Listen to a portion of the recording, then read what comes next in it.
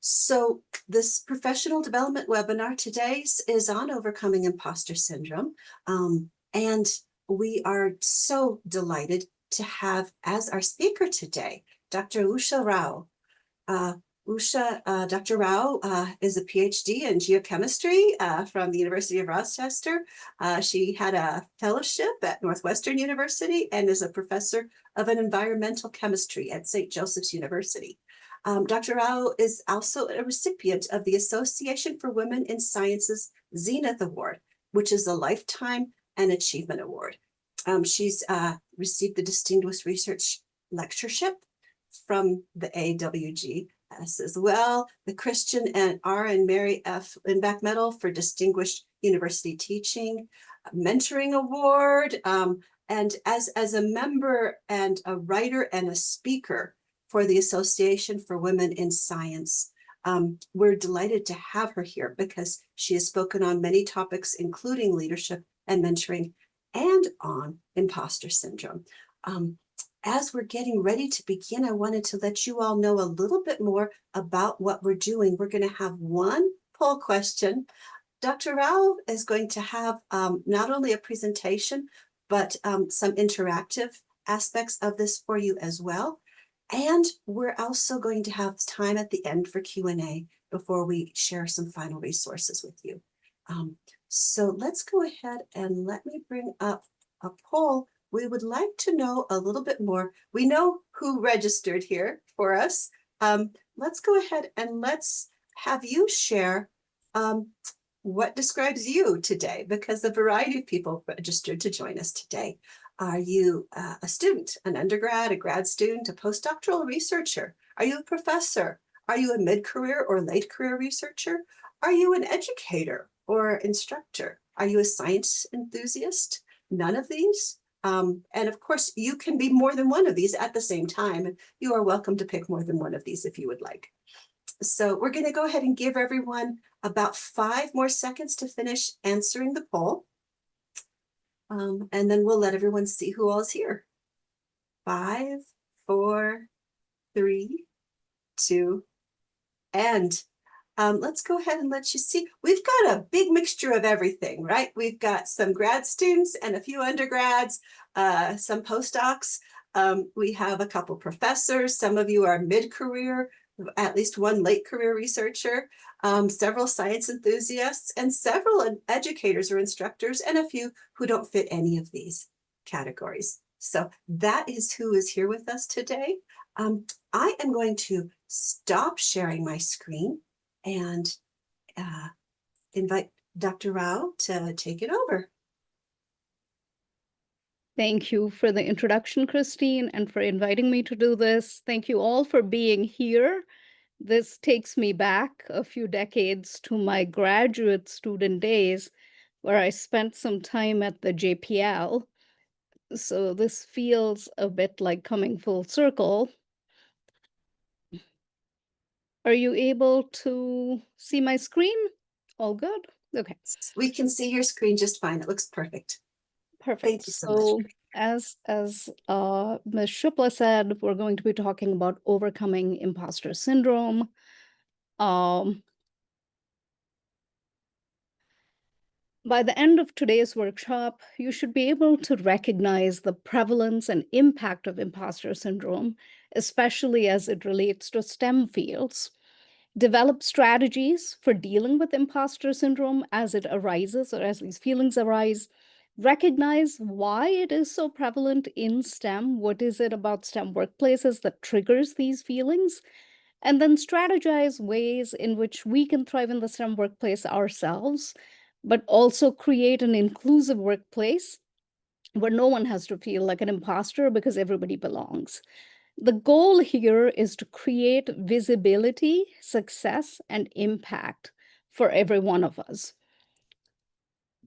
We're going to play a little game. Can you put your responses in the chat here for me, please? So I want you to guess which very famous person said each of these things that I'm going to show you over the next 4 or 5 slides.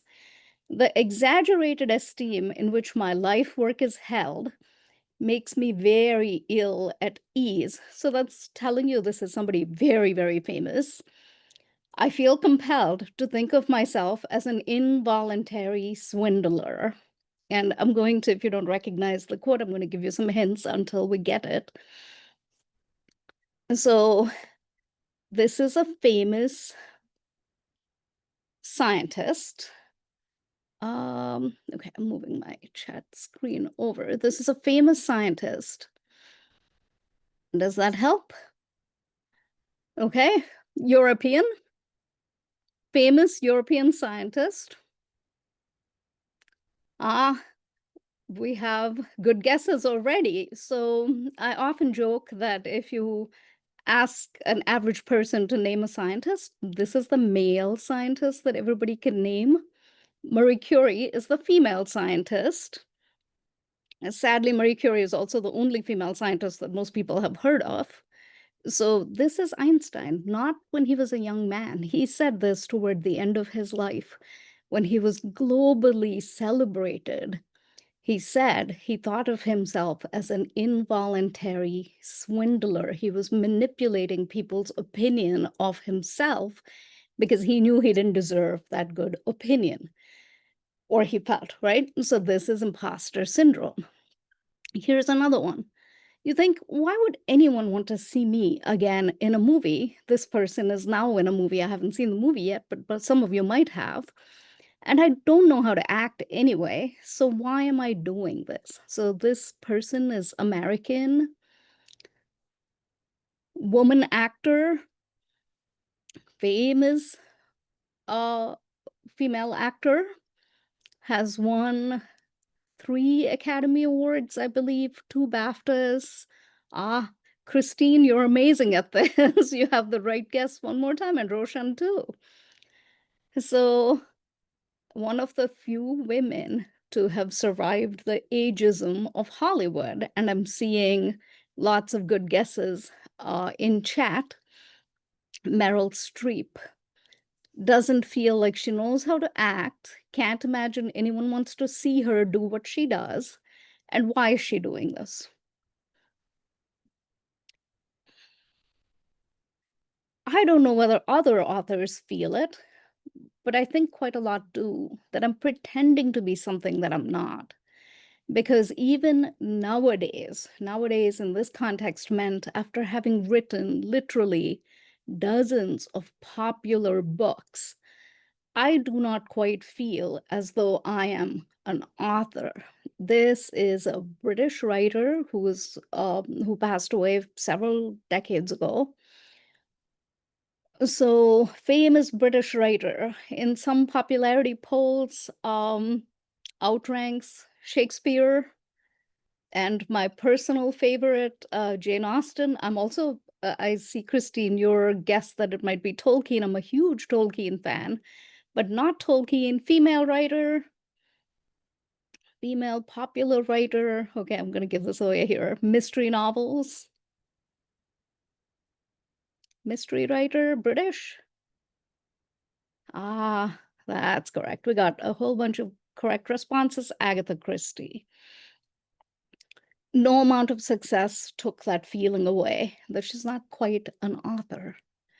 So we're starting to see that regardless of discipline, it's very common, even for extremely successful people, to experience this kind of feeling.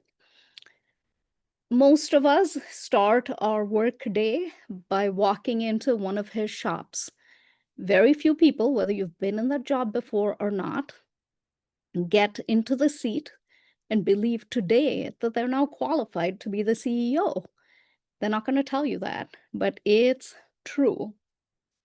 So I have sent some business his company's way myself. Think of where you might stop on your way to work. No, it's something you do before you get to work.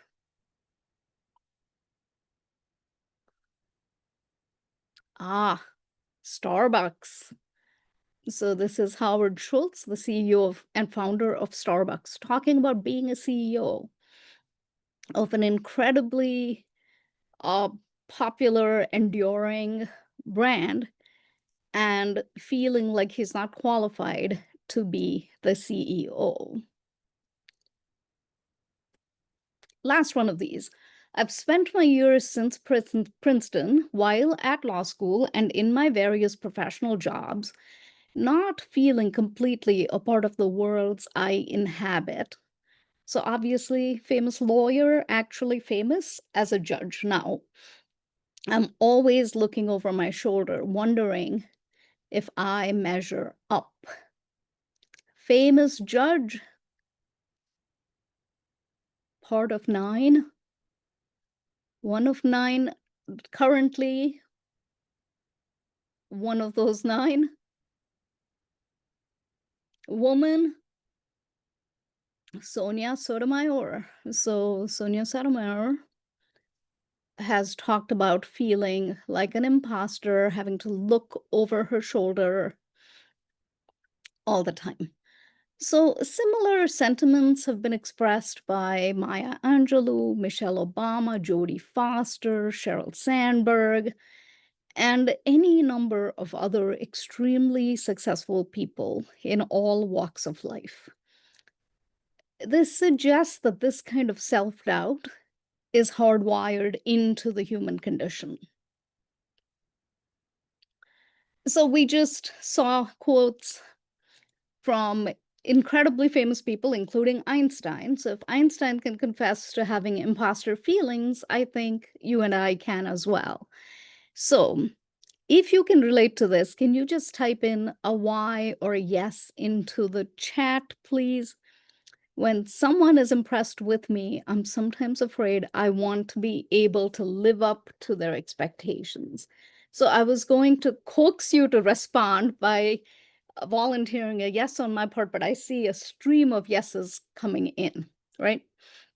When someone is impressed with me, I'm sometimes afraid I won't be able to live up to their expectations. In my 20s and 30s, this fear, which I had not yet recognized, led me to not take some of the risks that I should have taken. So we now understand more about imposter syndrome, and we understand this is fairly common. Sometimes people think I'm more accomplished than I really am. Yes or no? Put your responses down. I'm seeing a lot of yeses in response to this. Lots of yeses. And sometimes um, for minorities, women of color, sometimes the opposite is true. Sometimes people think they're less accomplished than they really are. And especially Black and Hispanic scientists and women have experienced that as well. So it's important to be aware of that. Here's this one. I feel called out by my own slide here. I feel bad if I'm not the best, or at least very special in situations that involve achievement. For me, this is 100% yes. Okay, seeing lots and lots of yeses come through.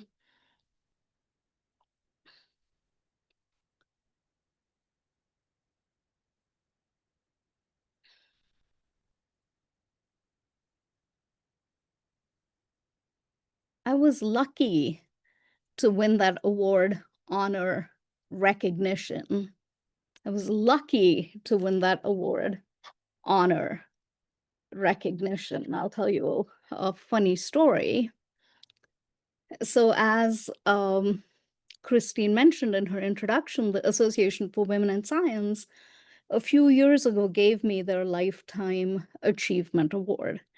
And when they informed me of this, I thought, oh, that's lovely. I was very happy to win the award. And then, no imposter syndrome there. And then I saw who else was winning the award at the same time as me. And it was Dr. Rita Caldwell. Some of you may know her name. Dr. Caldwell is a preeminent microbiologist. She has 3 decades of experience over me, 17 or 18 honorary doctorates. She was the first woman chosen to lead the NSF. And the acronym that we all use, STEM. She's usually the person credited with coming up with the STEM acronym. So when I saw that Dr. Caldwell and I had both won the same award at the same time, I thought, oh, I'm lucky to be selected. Imposter syndrome had kicked in because of the comparison. As soon as you compare yourself to somebody, you set yourself up for imposter syndrome. I tend to remember my failures more than my wins.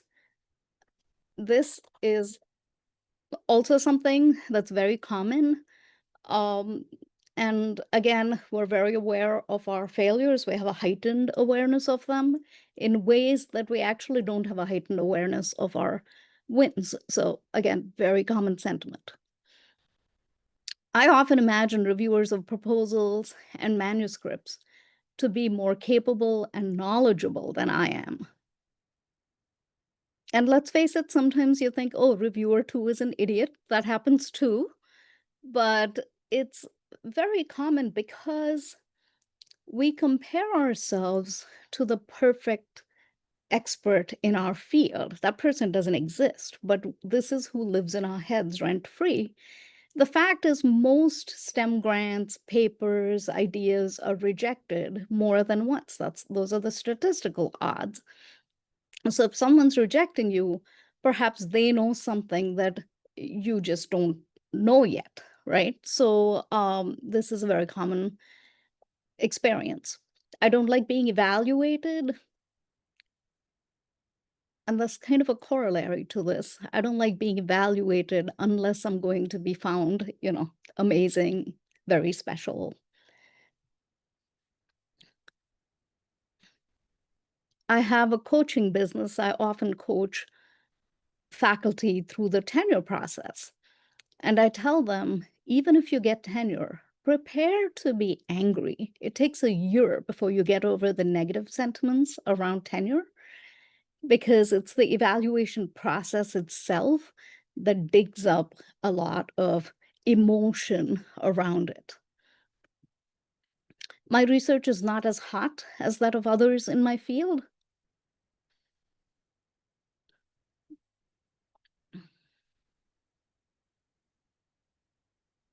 So, for most of my career, my research was literally not in a hot area. Now I'm in a hot area. We're making metal organic frameworks, and I don't even know what to do with myself because this feeling is more prominent, so it feels more comfortable. But I see again lots and lots of yeses in the chat. Other people in my field seem to work faster than me.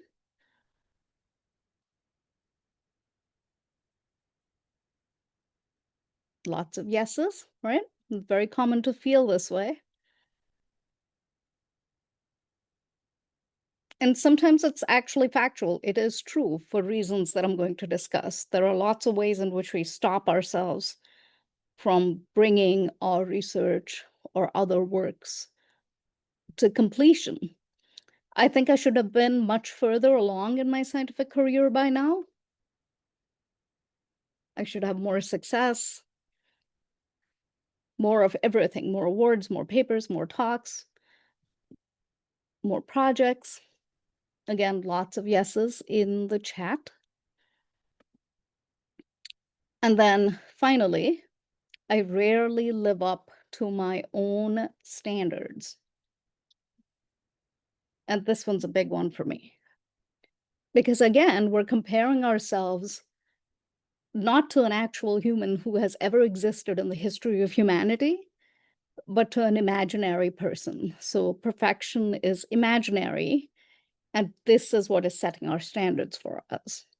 Are there other imposter feelings that I have not mentioned? So if there are other things that you can think of that have not shown up on my list, please put them in the chat. I would love to hear your experiences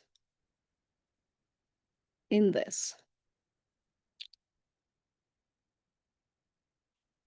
So imposter phenomenon was first studied by two psychologists at Georgia State.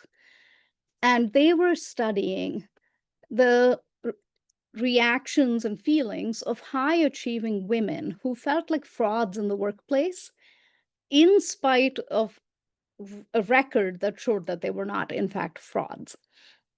And part and parcel of imposter phenomenon is believing that other people have skill, have talent, have ability. We, on the other hand, are perhaps not that bright, and people overestimate our ability, and perhaps we're going to get found out at any minute. I also want you to notice the Clance and Imes definition actually called it imposter phenomenon. And over time, it became called imposter syndrome, which sounds a little more medicalized to me. I have mostly gone towards calling it imposter feelings. Feelings are fleeting, they're not permanent. So it recognizes that none of us are trapped with our imposter feelings for all of eternity. So all the early research focused on women. For decades on end, we thought that only women felt like imposters in the workplace. But once they started doing research on men and on all kinds of other groups, it turned out that a lot of people had imposter feelings. So it was a reasonable question to ask. This is a paper from Eagley et al. From Northwestern, where, in fact, I did my postdoc. This is from the psychology department. I was in the geology department. But their paper posits that there are many sex differences in behavior, in social perception between men and women, partly related to perhaps biology, perhaps socialization. Is imposter syndrome then different in men and women? And the answer is, well, it depends on whom you ask. The data is actually quite confusing. So there are many studies that say, no, it's only women. Christine, I'll get to your point on the next slide. It's an excellent one. I just saw it in the chat.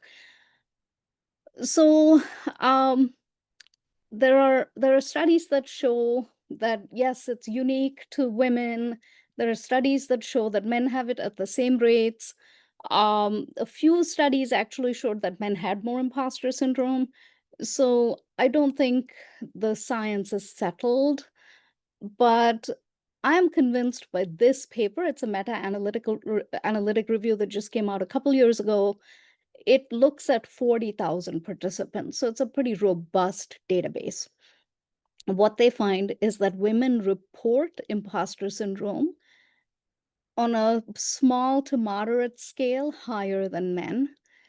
But this is what's really interesting. How do we respond to imposter syndrome? For women, primarily imposter syndrome seems to drive self-doubt and overwork, because if you're not good enough, then you better work really, really hard to compensate for what you secretly know to be your weakness.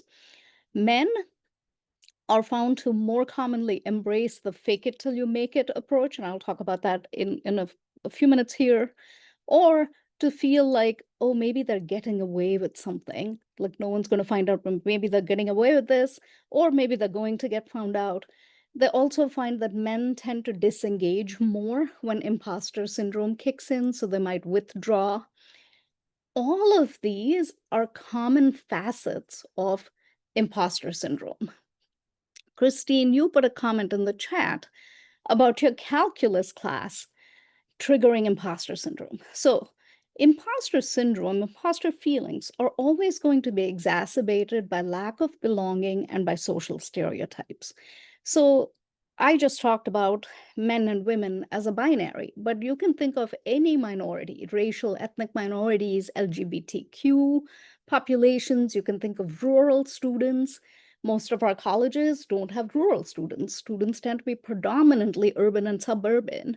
You can think of first generation students in college, the first in their families to go to college, versus continuing generation, not the first in their families to be in college. You can think of low income students.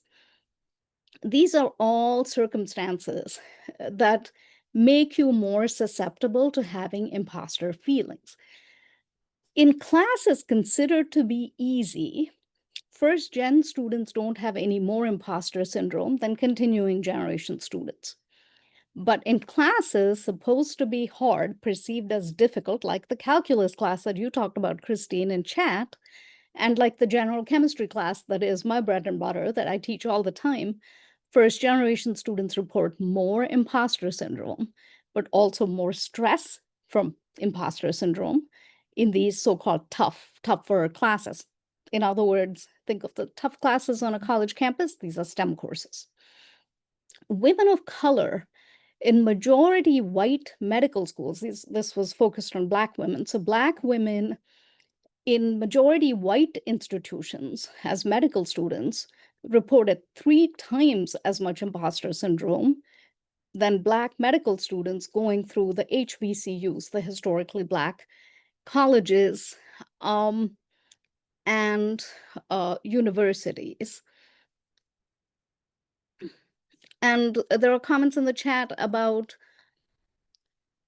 how this is the social perception that I mentioned, that certain ideas coming from a minority person might be perceived as more arrogant or abrasive, or might actually just have far less traction than from somebody in a majority group where that same idea might be uh, perceived as leadership. So actually, it's fair to say that almost everyone has imposter syndrome. So a study by Bravata et al. Looked at imposter syndrome across very large groups, again, a systematic review, and found that although different groups might have imposter feelings triggered at different times, really it's nearly universal, especially in high risk, high reward environments like STEM. This is why STEM triggers imposter syndrome. Probably anyone who is self aware, meaning is privy to their own thoughts, is going to be aware of their imposter feelings as well.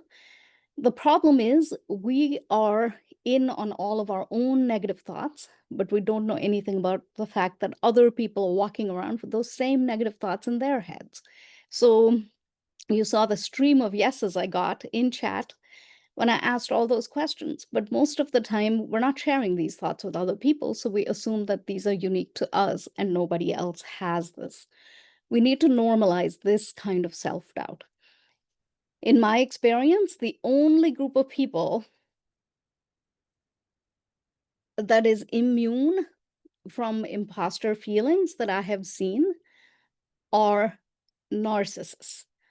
Jason, I think you have a great question in chat. I'm going to come back to that at the end of our session.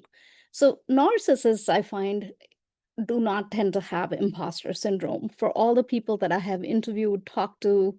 So, in fact, when you were typing in yes to all my questions, you were secretly taking my Am I a narcissist quiz? And then I'm happy to report you're not narcissists.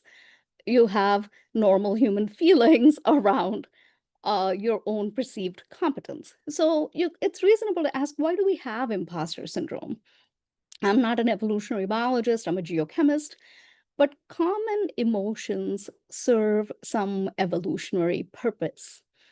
So if you think of imposter syndrome, this is a scared monkey. This is our overfiring amygdala in the middle of our brains, and it's overfiring in response to some perceived threat. So imposter syndrome, I think, is a protective adaptation that kicks in when we're facing change. This is because flight, running away, is safer than standing your ground and fighting. So, flight over fight. And our brain is telling us this is a big risk. I'm going to be terrible at this. I don't know how to do this. And I can tell you, recognizing imposter feelings as they arise is always much, much better than trying to push them down, because your amygdala is going to fire even more to try and get your attention. Actually, research shows something amazing. Having imposter syndrome gives you some advantages. So, MIT's Basima Tufik and her colleagues at Georgetown studied 1,000 medical professionals, and they found that those who self reported having imposter feelings were actually meeting performance standards, right diagnosis, right treatment plan for patients, at exactly the same rates as those who didn't report having imposter feelings. But those with imposter feelings were actually much better with patients. They were better at relationship building, they had more empathy, and I would extend this a little further and say they were interpersonally effective. And that's because it appears that imposter syndrome actually gives us an other focused versus self focused orientation. So, imposter syndrome, having imposter feelings, may just simply mean that you're an introspective, thoughtful individual who's capable of interacting sensitively with others. Now, if you fall into any minority group, including women, making others feel valued and heard is actually seen as a sign of executive presence for these groups. So, that's the other advantage to having imposter feelings. Studies show that imposter feelings in small doses actually improve performance. So we know this for stress. A small amount of stress always improves performance. If you're not stressed about something, sometimes it's because you've done it too many times or you don't care enough, right? So when we care enough to do well, we're going to have some imposter feelings perhaps and some stress. Research shows that at least we should not be compounding the stress that we might already experience from imposter feelings with stress about performance, because performance does seem to improve with just a little imposter feeling. Okay, in chat, can you think of a really boring thing? Some routine task that you do all the time. And could you put that in the chat, please? So, for me, we just came out of exam period, so I would say grading general chemistry exams. It's a routine task. I've done this for a long, long time. My students will tell you pipetting is the thing I mostly make them do. I was not aware that we were excessively pipetting, but pipetting would be that task for us. Driving home. Okay, I was thinking of, I'm sorry, I should have been more specific. Work related, boring task. Okay, entering data in a table, Excel spreadsheets. Can we get some more examples of some routine task at work that you have to do that's required for your job? I put down pipetting, proofreading manuscripts. Absolutely. Okay, initial microscope work, paperwork, staff scheduling, attending meetings. Yes. Haha, clients who aren't interested but still teasing me, entering time cards, admin work, checking work emails. I have come to believe that email is a blight on the face of our planet. So I'm going to go out on a limb and guess that none of you has imposter feelings around this routine task. That's because imposter syndrome only kicks in when we need to do something beyond our current abilities and experience. No one has imposter syndrome doing the same old thing. It doesn't mean that you're incompetent or incapable, just that you're new to that task. So, imposter syndrome is telling you you have new opportunities coming your way. And it really is a facet of fear of failure, right? You're afraid to fail. But we don't think about failure the right way. When you don't want to fail, it's better to focus on the opposite information that you're getting from it. It reflects your drive to win, to succeed, to be amazing, right? So you always want to reframe imposter syndrome to recognize new opportunities and to recognize your own drive to perform amazingly. We know this growth occurs outside our comfort zone. It doesn't occur far outside of our comfort zone, and it doesn't occur inside our comfort zone. It happens at the margins. So, fear is natural. When we step out of our comfort zone, and that's literally the area where we're no longer fully comfortable. A child learning to swim might have moved out of the kiddie pool and is now in the deep end of the pool. Their feet don't touch ground. In that photo, that kid does look a little nervous. That's because they're outgrowing their limitations, right? That's the actual positive thing that we need to focus on. We need to embrace a learner mindset anytime that imposter feelings strike, to focus or to put the focus on the task and our authentic purpose. When we make mistakes in a learner mindset, we have the ability, the freedom to examine our mistakes with intentionality and with care, not with blame or shame. These shut us down, they make it impossible to learn. So you want to tell yourself, I don't know how to do this yet. I don't know how to do this yet. And I'm going to tell you the best antidote to imposter syndrome is self compassion, just understanding that you're still in the process of learning something new and you have amazing opportunities coming your way. I love this quote from Michelangelo, one of my favorite artists, when he was 87 years old, one of the most well known artists of his time. He was building St. Peter's Basilica at this time. And he, by the way, always saw himself as a sculptor, not as a painter. And designing the basilica and painting a portion of the ceiling triggered imposter feelings for him. But he had this amazing thing he said. He said, Ancora imparo. I am still learning. This is 87-year-old Michelangelo giving himself the freedom and permission to learn. I talked about fake it till you make it. We give a lot of young people this advice, right? Fake it till you make it. And it's very tempting to do when you're facing new tasks, heightened visibility, but fake it till you make it will always amplify imposter syndrome. Think of what a faker is. That is an imposter. So if you're faking, why would you not have imposter feelings? It's guaranteed to generate imposter feelings. So you want to approach new tasks with the best professional version of you, but not in a fake way as a learner. Because the personal cost of inauthenticity is actually quite high. If you look over your lifetimes, and you think of all the people that you suspect are faking it, you're going to find that they have one common trait. In my experience, they're all very angry. That's because faking it is extremely taxing to undergo. So authenticity really matters. You want to be professional. You don't want to make yourself overtly vulnerable around people who are going to weaponize your vulnerability. But faking it is not going to help you. Imposter syndrome thrives in the dark. It goes hand in hand with many other negative feelings. People pleasing, perfectionism, because if you know you're not good, then you better be perfect, otherwise, you're going to get found out. Procrastination goes hand in hand with perfectionism. We wait to do a task because we're afraid that we're going to not be perfect.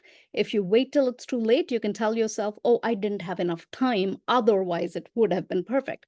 So it's a psychological fallback that we're giving ourselves.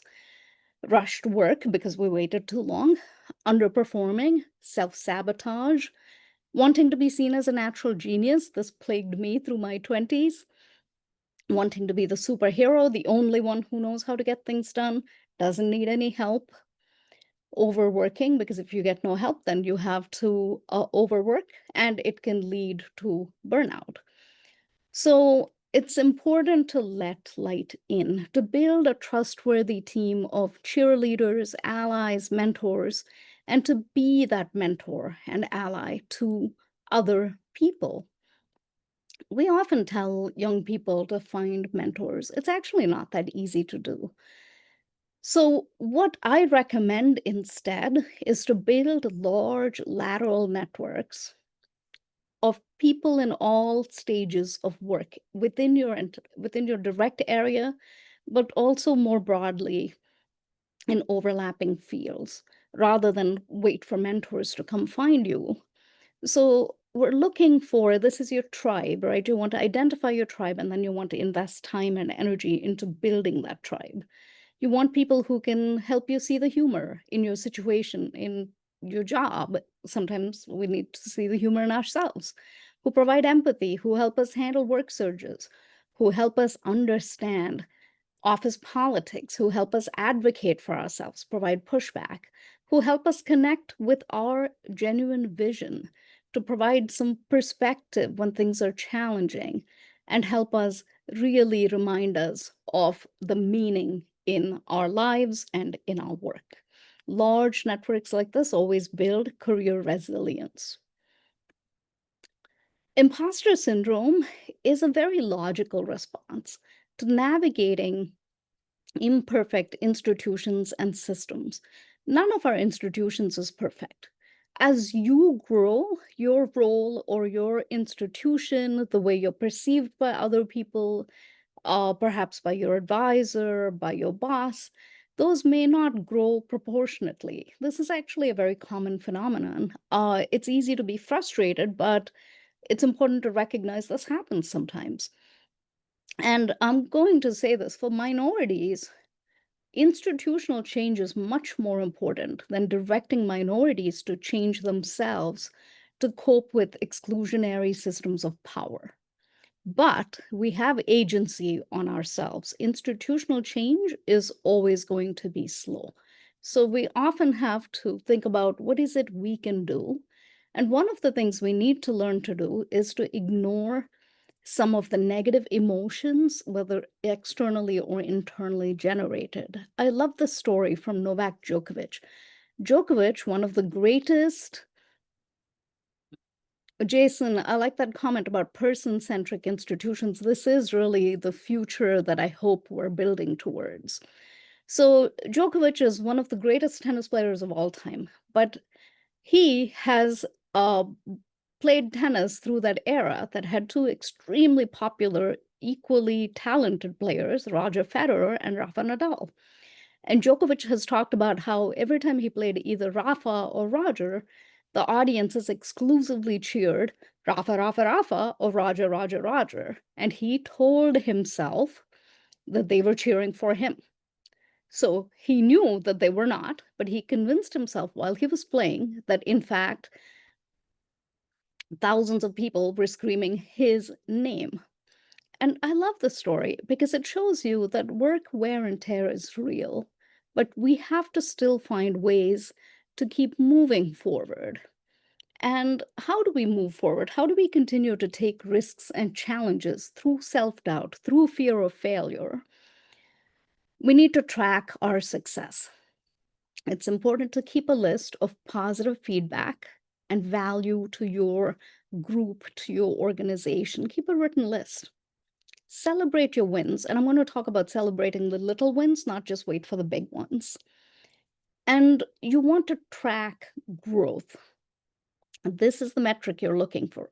What are the skills and strengths that you have now compared to 3 years ago, 5 years ago? This did not happen through luck or by chance. It happened because you're moving in the right direction. So you want to track growth as the metric to keep moving.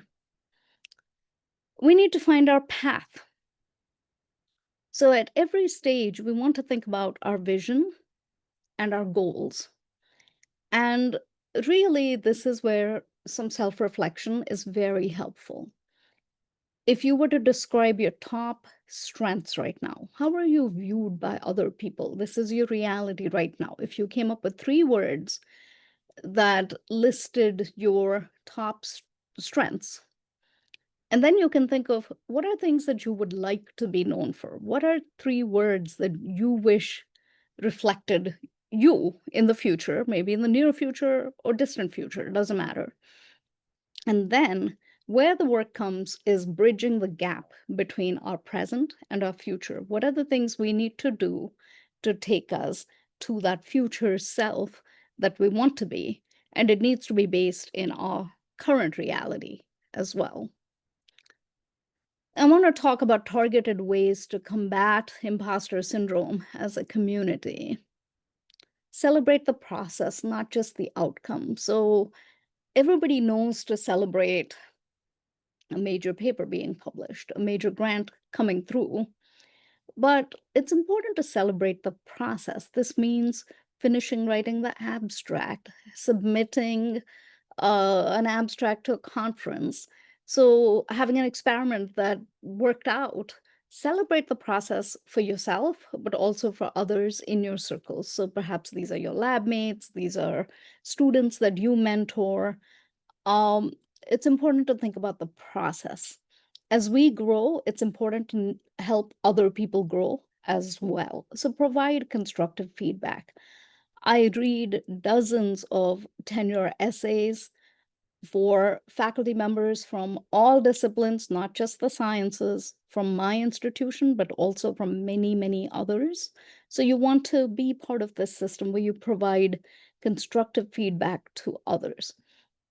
Share your failures, not just your successes. Now, I'm going to say this: be selective about whom you're sharing your failures with. So you do not want to share it with somebody who will immediately turn around and use it against you. So use some judgment here. But share your failures, not just your successes. Invest in your network. So people who make you feel positive about work, about yourself, who help you see your way forward without sugarcoating things, that's your network. So spend time to set up regular meetings with these people. Be the mentor to other people that you want for yourself. So be the mentor that you want. We become leaders by leading, not when somebody anoints us with a title that says we're now a leader. Share your knowledge and power as generously as you can. The world is in desperate need of ethical, inclusive leaders, leaders just like you. Can you put 2 or 3 strategies in chat that you would like to implement to reduce imposter feelings in yourself and your circles, please?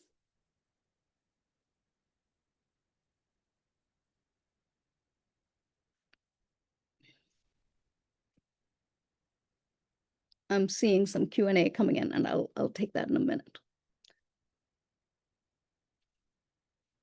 Based on this talk, based on related things that you might have been experiencing, what strategies would you like to implement or think about to reduce imposter feelings the next time they strike?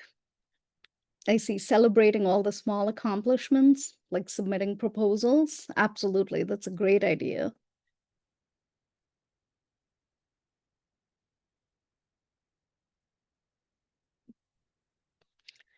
Lessen procrastination, share failures with trusted colleagues, all great ideas. Structured challenges toward small successes. This is usually my strategy. I need the structure to help me move forward. Having authentic conversations about struggles with imposter syndrome, that's wonderful. Reframe failure, absolutely.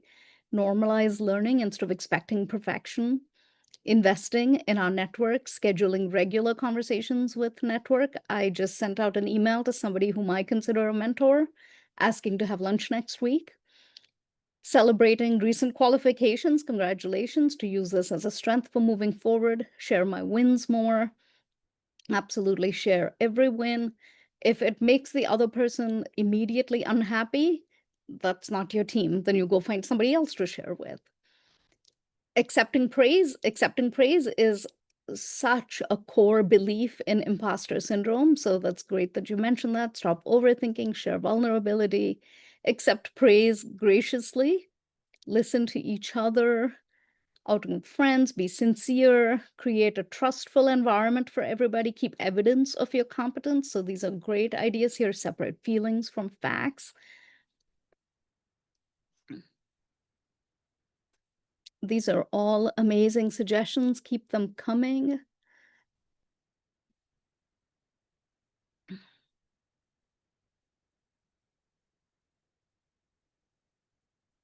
I'm saving the chat here. So I'm going to leave you with this thought. All of our workplaces are evolving, right? If you think in terms of human history, modern jobs didn't exist until the past century or so. Your exact job description probably has only existed for a few decades. Beyond that, we have democratized education. It's the most diverse it has ever been in the history of humanity. If you think of the role of minorities, for example, right? So you're not an imposter. You're, in fact, a pioneer on the vanguard of a changing society that's in the process of creating belonging for all. I'm going to steal, I think it was Jason who said a people centered institution. I'm going to steal that. This is what we are trying to build. I have provided my email and my LinkedIn connection here. It's just Usha Rao 1. I would love to hear more stories from you if you implement any of the suggestions from today, or if you have experiences that you'd like to share. Please connect. I'm very active on LinkedIn. I check my email regularly, and I would love to hear all of your stories. I'm going to take some questions now and catch up.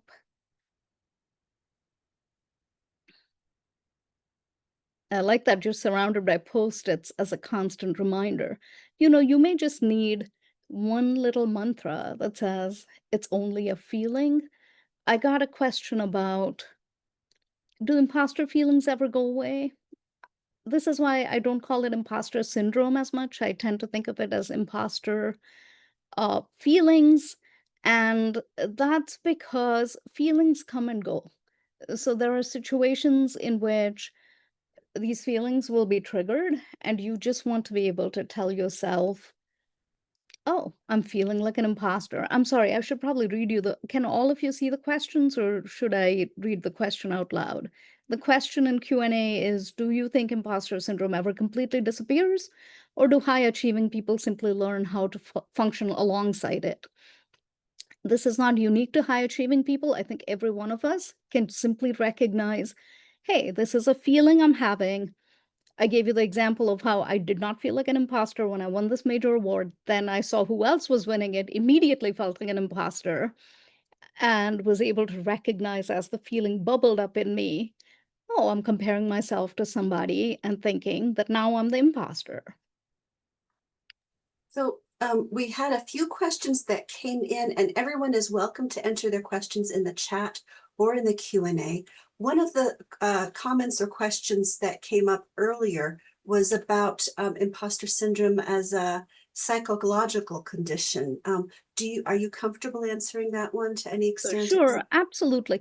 I don't think of it as a psychological condition. In fact, the more I read about imposter syndrome, the more I coach people who are dealing with imposter feelings, the more convinced I become that it is just a human emotion, like any other emotion that we have, anger, jealousy, joy, envy. None of these are permanently facets of ourselves that never go away. They bubble up in response to some situation. And the more we're able to recognize and name what's happening, the more control we have. And I often tell people, just because you think it doesn't mean it's true. In fact, a lot of things we think about ourselves are not true. So just knowing that you have the power to say, oh, that's just my monkey mind chattering away, that's the amygdala firing, helps calm it down. Thank you. One of And the questions that was entered in the registration form by somebody asked whether the strategies that you discussed also apply to artists in addition to scientists. Would you say that many of the strategies that you've entered, that you've shared, and that people entered in the chat would also apply to other people besides scientists? yeah, so that's a perfect question for me because I have imposter syndrome about my own art. I see myself as an artist. I never describe myself ever as an artist. I'm more likely to say, oh, I'm doing a workshop, or I'm taking a workshop on art. I just did these mixed media paintings, or I did this watercolor. In fact, I showed you one of my paintings during my talk. So art is the definition of a high risk environment. Very few people can make a living as artists. So it's in fact a riskier enterprise than even STEM fields. Given that, there is going to be massive amounts of imposter syndrome in art. There are many people who are self taught artists who may not have been able to go to art school for various reasons. That's going to also further trigger imposter syndrome. Oh, I'm not a real artist. So, imposter syndrome is universal. I don't think it's limited to just a few fields, but there are definitely fields where it's going to be more exacerbated, where there's a lot of competition, where it's hard to get a foot in the door, rejection rates are high. You're going to have imposter syndrome. Okay.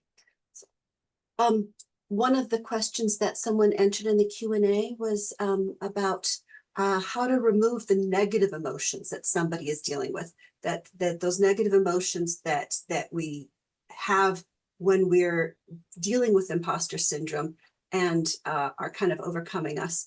Out of all the different strategies you shared, do you want to highlight one or two that you think is particularly helpful for dealing with those negative emotions that we might have? I think the first thing about negative emotions, the more you run from your negative emotions, the more your brain makes you have to listen to it and it becomes more extreme in trying to get your attention. So I don't think it's ever successful as a strategy to try and pretend your emotions are not what they are. I think, as I said, self compassion is the best antidote to all of the negativity. None of us is perfect. Nobody around us is perfect. Life is messy. We're messy. We're navigating our relatively short lives with all the grace that we can muster. And I think that is what we want to focus on. I think if we go to eradicate negativity from our life in any form, what we will end up doing is entrenching it and turning it into this big bugaboo that then drives you. So I think it's fine to have negative emotions. Thank you. Thank you.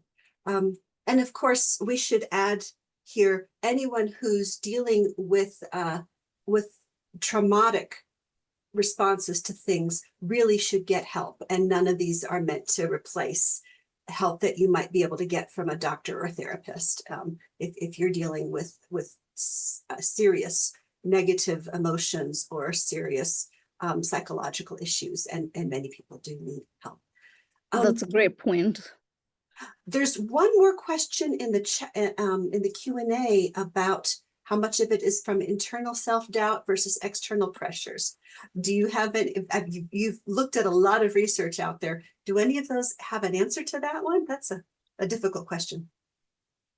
So the answer is yes, right? It's yes to both. So it's a combination of internal self doubt. This is generic self doubt that every human experiences when facing a new opportunity, a new challenge.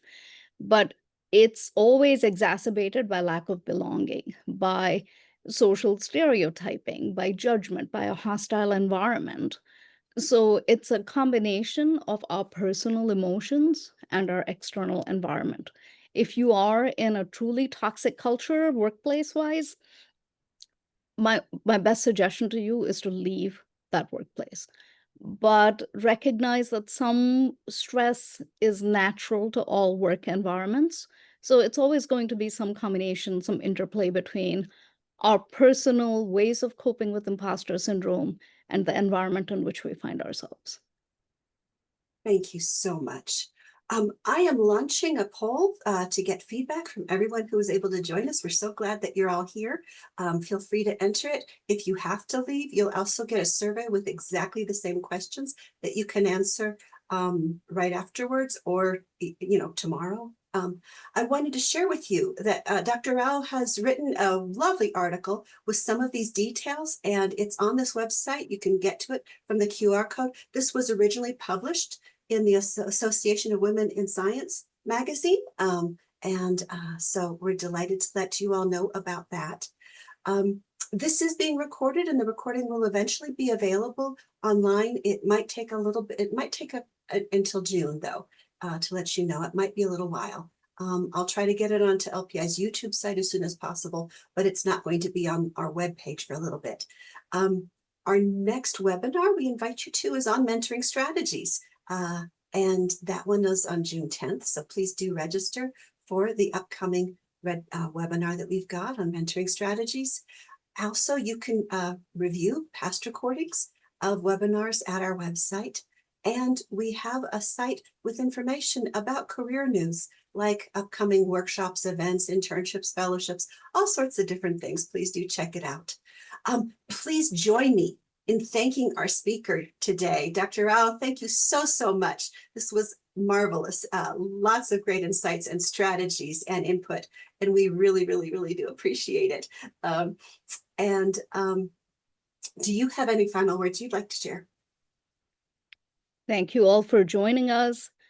Dealing with imposter syndrome in ourselves and our circles, whatever those circles might be, could be a lifelong process, but that's okay. It's okay for it to be something that you have to deal with at different times in your life. It's fleeting, it's not permanent, it doesn't define you, and especially it doesn't limit you in any way. Thank you so, so much. I really appreciate you. I'm going to go ahead and I'm going to tell the recording to stop, and we're going to end it now.